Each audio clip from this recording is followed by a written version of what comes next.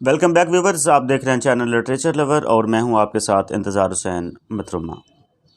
आज की वीडियो में हम डिस्कस करेंगे जॉन डन की poem go and catch uh falling star. आपको पता है कि जॉन डन ने लव पोएम्स भी लिखी हैं और डिवाइन पोएम्स भी लिखी हैं। जो हमारी आज की पोएम है वो उसकी लव पोएम्स में से एक है। जॉन डन ने प्रैक्टिकली लंदन में अपने स्टे के दौरान बहुत से अफेयर चलाए। उसकी बहुत सी औरतों के साथ अफेयर्स थे, मुआशके थे, उसने बहुत से इश्क किए। यानी उसने प्रैक्टिकली मुख्तलिफ़ औरतों के साथ तल्लक रख के देखा कि औरतें किस नौयत की होती हैं, औरतों की नेचर क्या होती है। तो जो जॉन डन को एक्सपीरियंस हुआ, जो जॉन डन की ऑब्जर्वेशन थी, वो ये थी कि जो औरतें हैं वो हमेशा सारी की सारी बेवफा होती हैं। तो ये एक्सपीरियंस सिर्फ जॉन डन का है, हर बंदे का अपना सेपरेट एक्सपीरियंस होता है। तो जॉन डन जो है वो उसने अपने इस ऑब्जर्वेशन के तहत, जो उसको ये ऑब्जर्वेशन हुई, यानी जो उसने ऑब्ज़र्व किया कि औरतें जो हैं वो सारी की सारी बेवफा होती हैं। किसी भी औरत को ये साबित करना कि वो वफ़ादार है, जॉन डन कहता है कि ये बात इम्पॉसिबल है, ये पॉसिबल नहीं है। वो कहता है कि दुनिया में सारे इम्पॉसिबल काम जिनको आप सोचते हैं कि वो इम्पॉसिबल हैं, वो किसी न किसी स्टेज पे, वो किसी न किसी टाइम पीरियड में पॉसिबल हो सकते हैं। उनको पॉसिबल कंसिडर किया जा सकता है, वो मुमकिन हो सकते हैं। लेकिन बावफा औरत को तलाश करना, वो कहता है ये काम पॉसिबल नहीं है। इवन कि वो इसमें अपनी पोएम के अंदर मुख्तलिफ एग्जांपल्स देते हुए वो कहता है कि आप एक गिरते हुए सितारे को पकड़ सकते हैं, आप एक दरख्त से बच्चा ले सकते हैं, लेकिन आप कोई भी बावफा औरत को तलाश नहीं कर सकते। अगर आप इसी जॉन डन की लाइफ को देखें तो उसने खुद इतनी ज़्यादा औरतों के साथ ताल्लुक़ रखा है, रिलेशन रखा है। इसका मतलब ये है कि वो खुद भी वफ़ादार नहीं था। अगर वो वफ़ादार होता तो उसका किसी एक औरत के साथ तल्लुक़ होता, उसका किसी एक औरत के साथ इश्क होता, मोहब्बत होती, उसका अफेयर एक लड़की के साथ होता। लेकिन उसकी तो ज़ाती अपने मुख्तलिफ़ कई औरतों के साथ इश्क थे, मोहब्बत थी। तो इसका मतलब है कि वो खुद भी वफ़ादार नहीं था।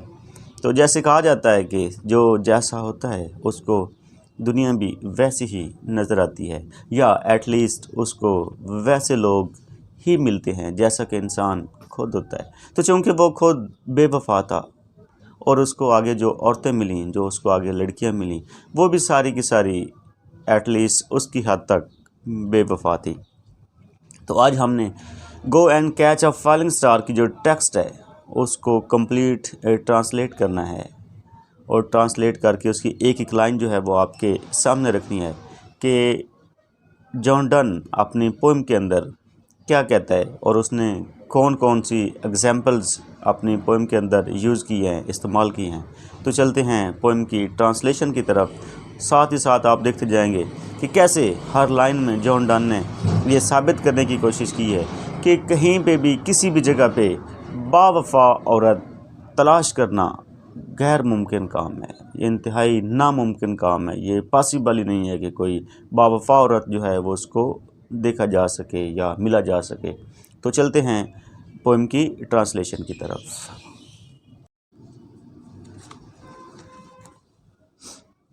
Go and catch a falling star, gate with child a मंड्रेक root.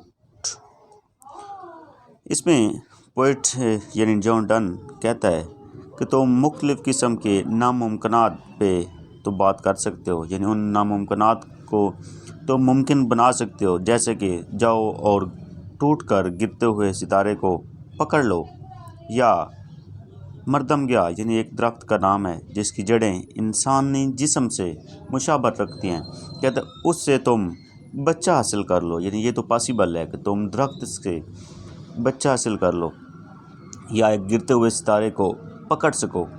Tell me where all past years are, یا یہ بتا سکتے ہو کہ جو گزرا ہوا زمانہ ہے، جو گزرے ہوئے سال ہیں، وہ کہاں گئے؟ اور ہو کلیفٹ دا ڈیولز فٹ، یا شیطان کے پاؤں کو کس نے درمیان سے پھاڑا؟ یعنی یہ فضول چیزیں، یہ ناممکن چیزیں جو ہیں، یہ تو تم بتا سکتے ہو۔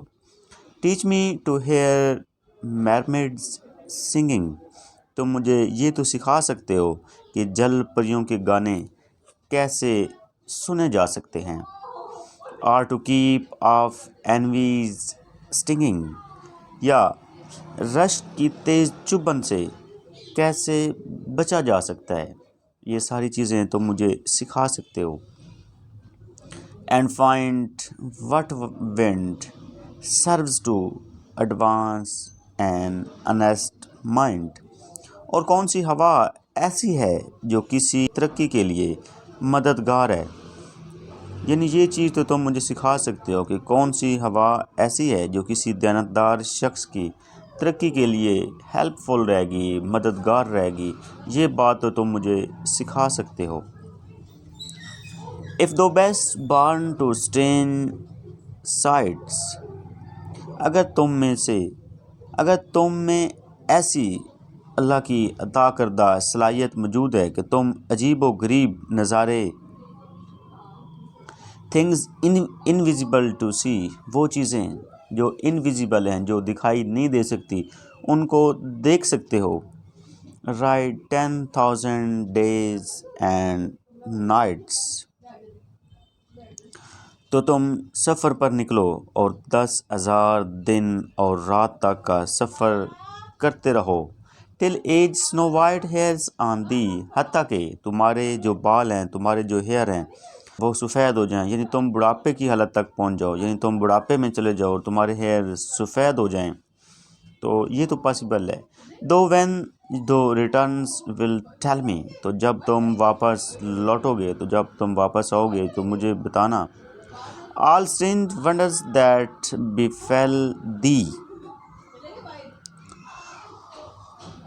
کہتا ہے کہ مجھے یقین ہے کہ جب تم اپنے سفر سے واپس لوٹو گے تو تمہارا جن جن عجیب و غریب حیرت انگیز چیزوں سے دوران سفر واسطہ پڑا ہو کے بارے میں بتانا، اور مجھے یقین ہے کہ تم مجھے قسم کھا کر بھی یہ بھی بتاؤ گے کہ تمہیں پوری زندگی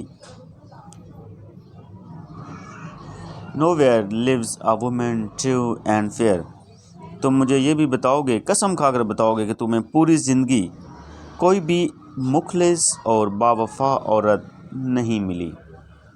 یعنی وہ کہتا ہے کہ سارے ناممکنات ہو سکتے ہیں، تم اتنا لمبا سفر کرو کہ 10,000 دن اور راتیں سفر کرتے رہو، اور وہاں سے واپس آ کر تم مجھے بتاؤ گے بہت سی چیزیں، حیرت انگیز چیزیں بتاؤ گے، لیکن یہ نہیں بتا پاؤ گے کہ تمہیں کہیں پہ کوئی باوفا عورت جو ہے وہ ملی ہے یا نظر آئی ہے۔